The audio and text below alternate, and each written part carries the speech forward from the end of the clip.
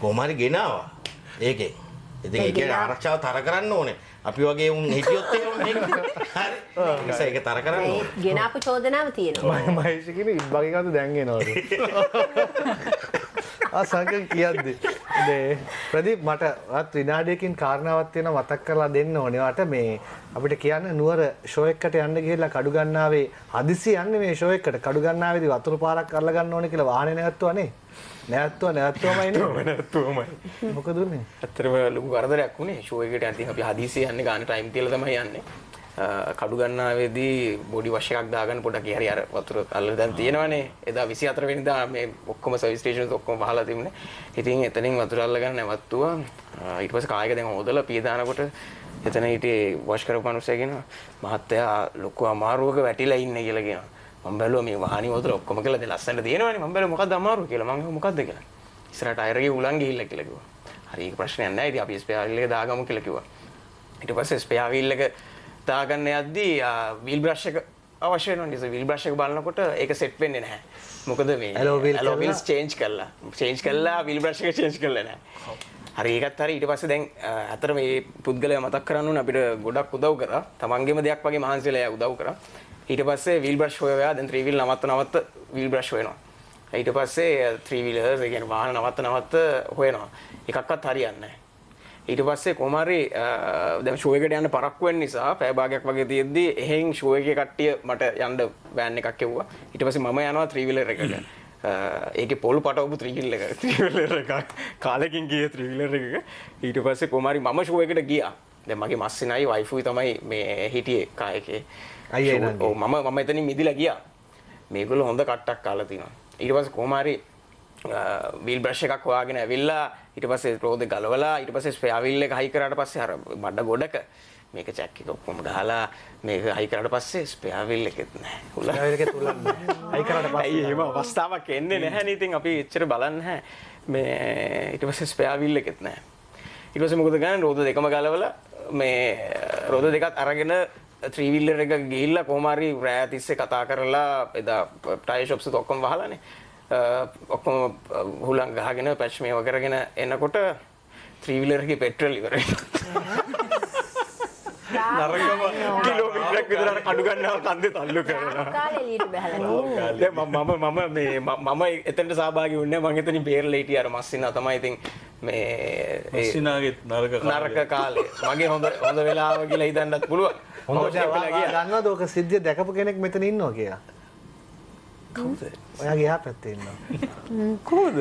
ඔව් අපි නුවරඑළිය ට්‍රිප් එකක් ගියා අපි 21 22. ඔව් අපි එනකොට මේ මම අපි කොළඹ පැත්තට එනවා. මේ මම දැක්ක අයියේ ඉන්න පාරේ වාහනේ නවත්තගෙන. ඉතින් නිකමඩ කතා කරලා ඒක තමයි ලස්සන සිද්ධිය.